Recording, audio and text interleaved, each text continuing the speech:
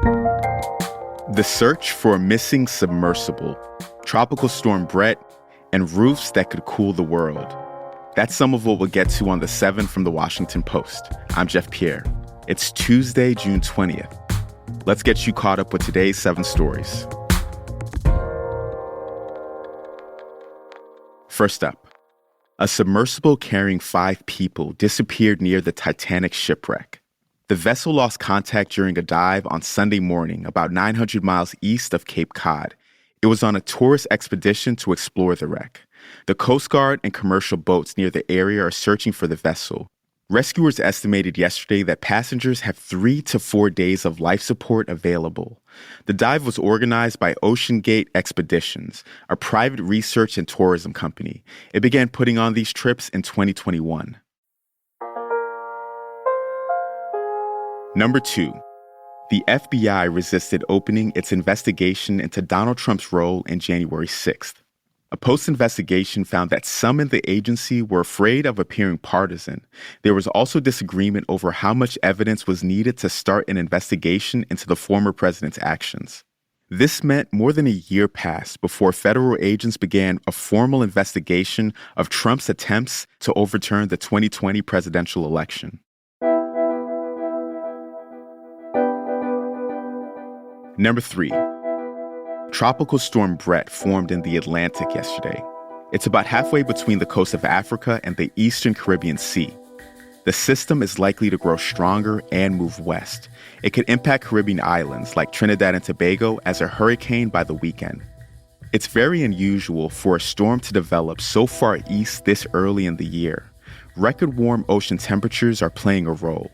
The waters in the Atlantic are as warm as they typically would be at the peak of hurricane season, 2 to 3 months from now.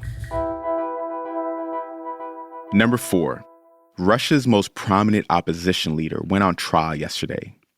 Alexei Navalny is already serving sentences totaling more than a decade on charges widely viewed as trumped up. He's now facing further charges of extremism. The trial is being held in secret in prison and could extend his sentence for decades. Navalny survived a poisoning attack in 2020. The U.S. said Russia was responsible. He was later arrested when he returned to Moscow in 2021.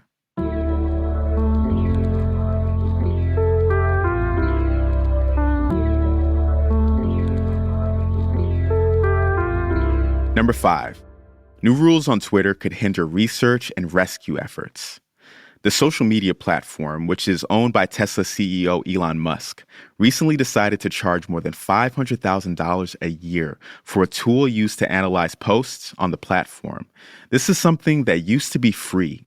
Researchers have used this tool to identify misinformation, gather evidence of potential war crimes, and find people stranded by natural disasters. New treatments are giving hope to people with a deadly form of cancer. That's story number 6.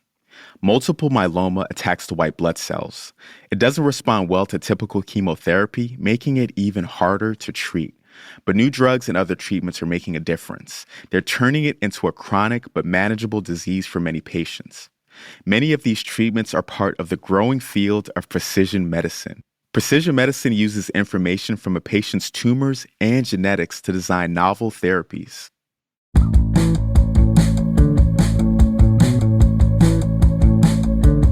And at number 7, next time you need a new roof, consider one that could help cool down the planet. They're called cool roofs, and they use technology that reflects heat back into space. This could lower energy use, save lives, and offset some global warming.